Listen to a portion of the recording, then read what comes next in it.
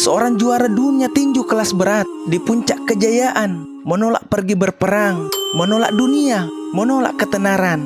Demi apa? Demi Islam. Kenapa? Apa yang sebenarnya membuat Muhammad Ali rela kehilangan segalanya demi keyakinan yang saat itu asing bagi mayoritas Amerika? Dan apakah ini keputusan yang membuat hidupnya lebih baik atau justru lebih sulit? Bayangkan, seorang pria yang diulek-ulukkan dunia, jutaan orang meneriakkan namanya. Setiap pukulannya bisa menjatuhkan lawan dalam hitungan detik. Ia tampak sempurna, muda, kaya, tampan, dan sangat percaya diri. Tapi di balik sorotan lampu ring tinju, ternyata ia sedang bertarung dengan lawan yang jauh lebih besar.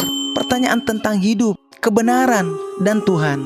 Muhammad Ali, atau yang dulu dikenal sebagai Cassius Clay, bukan sekedar legenda tinju. Ia adalah simbol dari kekuatan fisik dan juga keberanian spiritual. Tapi pertanyaannya, apa yang membuatnya seorang ikon Amerika memilih untuk memeluk Islam? Mengapa ia mengganti nama warisan keluarganya? Mengapa ia menolak perang walau resikonya kehilangan segalanya? Apa yang dilihatnya di dalam Islam yang tak dilihat oleh jutaan orang lain yang ada di sekitarnya? Dan yang paling menarik, mengapa dunia hanya mengenalnya sebagai sang juara dunia, tapi sangat sedikit yang tahu tentang perjalanan imannya? Kisah ini bukan hanya tentang perpindahan agama, bukan hanya tentang keyakinan, tapi tentang pergolakan batin seorang pria yang menolak untuk sekedar menjadi ikon. Ia ingin menjadi manusia utuh, dan Islam secara mengejutkan menjadi jawaban yang tak terduga. Apakah Anda berpikir keputusan Muhammad Ali adalah murni spiritual atau hanya bentuk perlawanan terhadap ketidakadilan sosial? Dalam video ini, kita akan menelusuri setiap babak dalam kehidupannya. Dari seorang remaja kulit hitam yang marah pada dunia, menjadi petinju paling disegani, hingga sosok yang khusyuk bersujud di tanah suci. Sebuah perjalanan yang jarang dibahas media, tapi justru menjadi inti dari siapa Muhammad Ali sebenarnya. Dan mungkin setelah menonton video ini sampai selesai, kamu akan mulai bertanya, apa yang sebenarnya lebih berharga dari gelar, kekayaan, dan popularitas? Masa kecil dan latar sosial. Cassius Marcellus Clay Jr. lahir pada 17 Januari 1942 di Louisville, Kentucky, sebuah kota yang tenang tapi menyimpan luka sejarah yang dalam. Ia tumbuh dalam Amerika yang sedang bergejolak di tengah sistem pemisahan rasial yang kejam. Kulit putih dan kulit hitam hidup di dunia yang sama, tapi dipisahkan oleh tembok yang tak terlihat, diskriminasi. Ali kecil hidup di lingkungan kulit hitam kelas pekerja. Ayahnya adalah pelukis papan iklan gereja, sementara ibunya bekerja sebagai asisten rumah tangga. Mereka bukan keluarga miskin, tapi juga jauh dari kemewahan. Yang paling menyakitkan bagi Ali kecil bukan kekurangan uang, tapi penghinaan. Ia melihat orang kulit putih mendapatkan hak istimewa yang tak dimiliki orang seperti dirinya. Suatu hari, saat berusia 12 tahun, sepedanya dicuri. Dengan emosi yang meledak, ia melaporkan kejadian itu kepada seorang polisi lokal bernama Joe Martin. Tapi alih-alih mengejar pencuri, Martin memberinya saran yang akan mengubah hidupnya.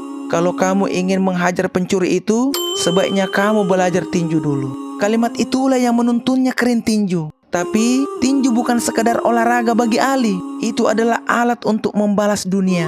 Dunia yang sejak kecil menindas warna kulitnya, merendahkan harga dirinya, dan memaksanya diam saat dilecehkan. Saat remaja, Ali mulai tampil sebagai petinju amatir. Gaya bicaranya cepat, percaya diri, dan penuh pertanyaan kontroversial. Banyak yang mencibir, tapi lebih banyak lagi yang kagum. Dalam waktu singkat, ia menjadi sorotan. Tapi di balik prestasi itu, ada kegelisahan yang tak bisa disembunyikan. Ia memang di atas ring, tapi kalah dalam batin. Pertanyaan besar terus bergema dalam pikirannya. Siapa aku sebenarnya? Dan dari mana aku berasal? Mengapa warna kulitku membuat aku berbeda di mata dunia? Dan di titik inilah benih pencarian identitas mulai tumbuh.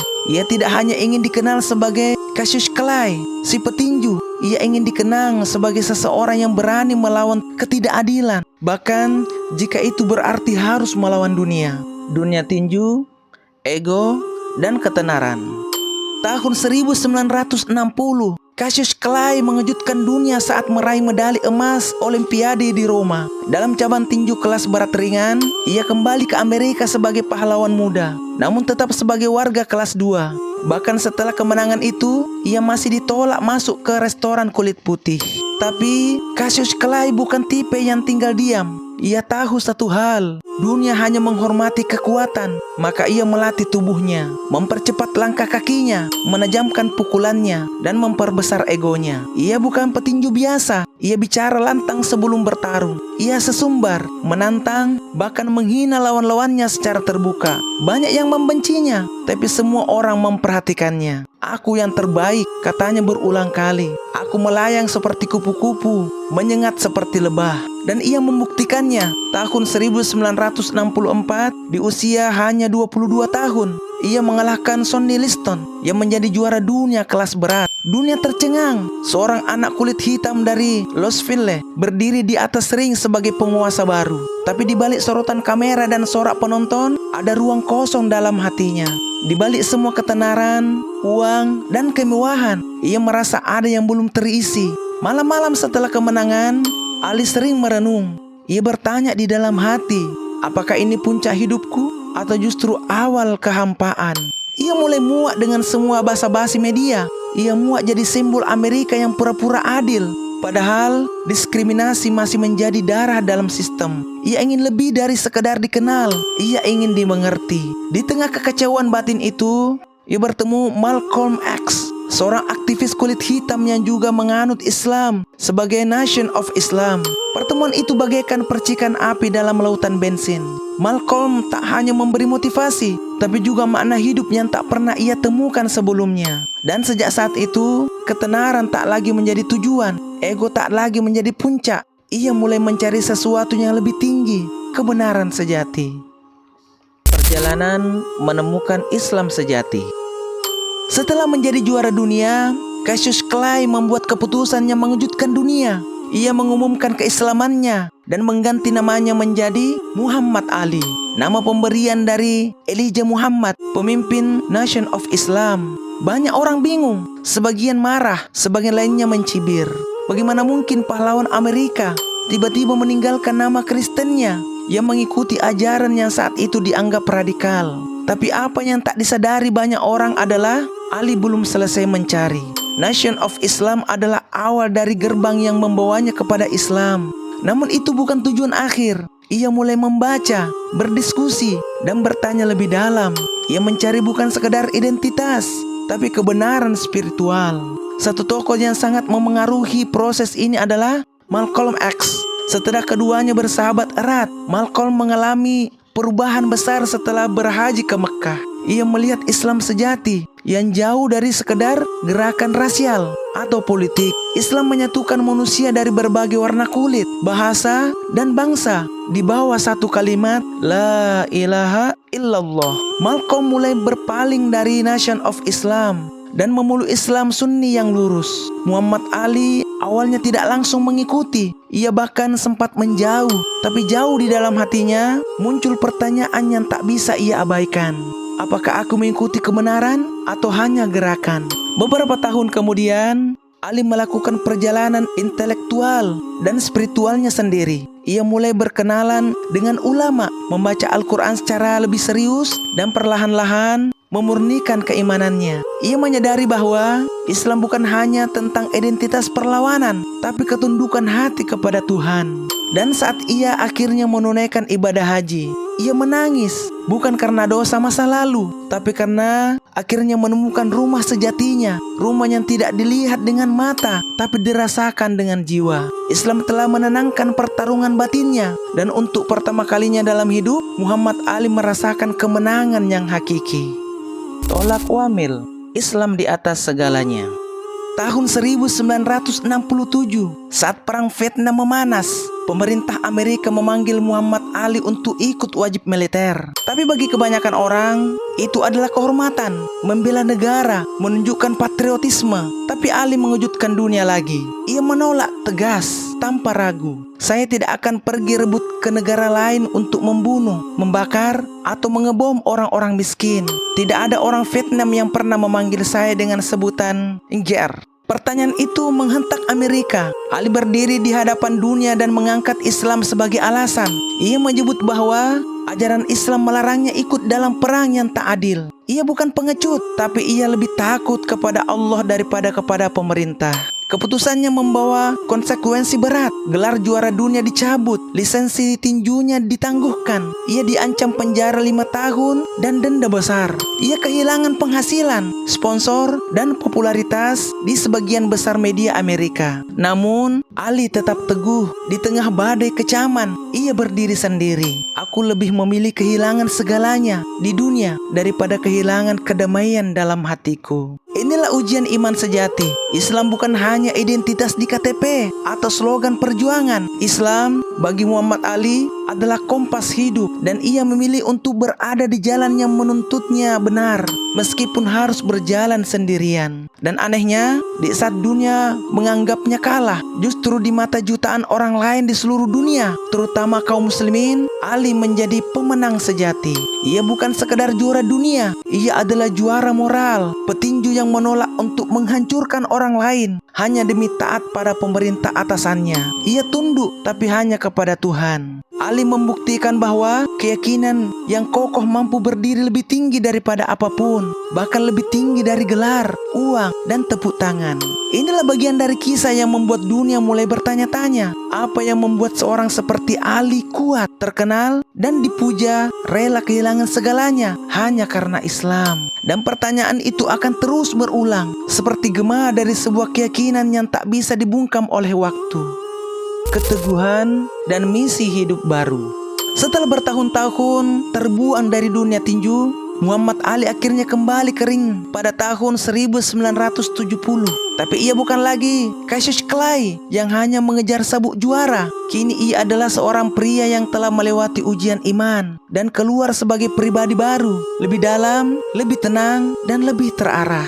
Banyak yang menyangka ia akan hancur karena tekanan bertahun-tahun, tapi Ali justru membalikkan keadaan. Pada tahun 1974, ia menantang George Foreman, petinju muda tak terkalahkan dan penuh tenaga. Semua orang mengira Ali akan tumbang, tapi malam itu di Zaire dengan strategi rope adopt, Ali menang. Ia membuat kembali gelar juara dunia dan menjadi legenda sejati. Namun, lebih dari kemenangan itu, yang paling menyentuh adalah apa yang dilakukan Ali setelah pertandingan. Ia bersujud di hadapan jutaan penonton dunia. Ia mengangkat kedua tangannya dan memuji Allah. Ia ingin dunia tahu, ini bukan hanya kemenangan seorang atlet, ini kemenangan seorang hamba. Dari sanalah Ali mulai misi hidup barunya. Ia tak lagi sekadar bertarung demi sabuk, tapi menggunakan ketenarannya untuk berdakwah, untuk perdamaian, untuk Islam.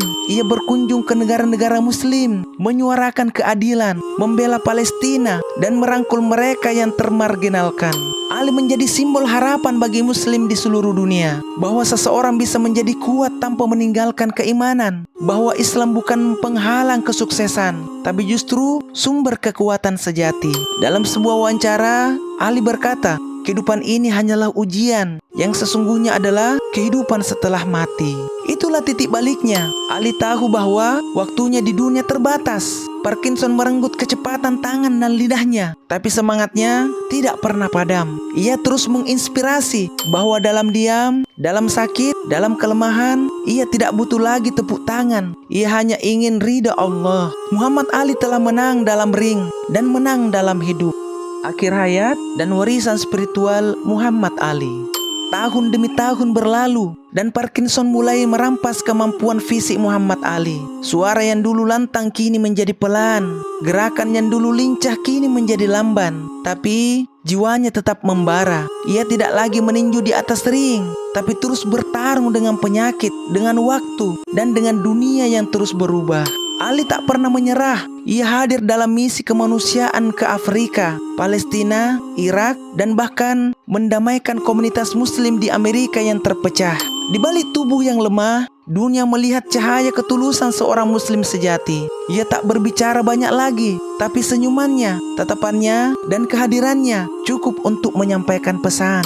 Dan pada 3 Juni 2016, dunia pun berduka. Muhammad Ali wafat dalam usia 74 tahun. Tapi ia tidak pergi sebagai seorang atlet semata. Ia pergi sebagai ikon moral, pejuang keadilan, dan seorang muslim yang istiqomah hingga akhir hayat. Yang luar biasa, pemakaman Muhammad Ali tak seperti bintang olahraga lainnya. Ribuan orang dari berbagai agama, bangsa, dan warna kulit hadir. Dalam suasana haru, Al-Quran dibacakan. Nama Allah bergema. Dunia menyaksikan bahwa petinju terbesar yang pernah hidup memilih Islam sebagai pakaian terakhirnya. Kini kita tahu jawabannya. Karena bagi Muhammad Ali, gelar bisa dicabut, harta bisa hilang, tubuh bisa rapuh, tapi iman adalah satu-satunya yang abadi. Ali bukan hanya juara di atas ring, ia adalah juara dalam kejujuran hati. Dan itulah warisan terbesarnya untuk dunia. Kini pertanyaannya kembali kepadamu. Kalau Muhammad Ali, orang paling kuat, paling terkenal, dan paling dihormati, justru tunduk kepada Allah dan memilih Islam sebagai jalan hidupnya, apa yang masih kita tunggu untuk lebih dekat kepadanya? Tuliskan pendapatmu di kolom komentar. Apakah Islam mengubah Muhammad Ali? Atau justru Muhammad Ali menunjukkan wajah Islam yang sebenarnya? Jika video ini menyentuh hatimu, jangan lupa like, share, dan subscribe agar semakin banyak orang yang tahu bahwa kebenaran bisa datang bahkan dari atas ring tinju. Sampai jumpa di video berikutnya. Wassalamualaikum warahmatullahi wabarakatuh.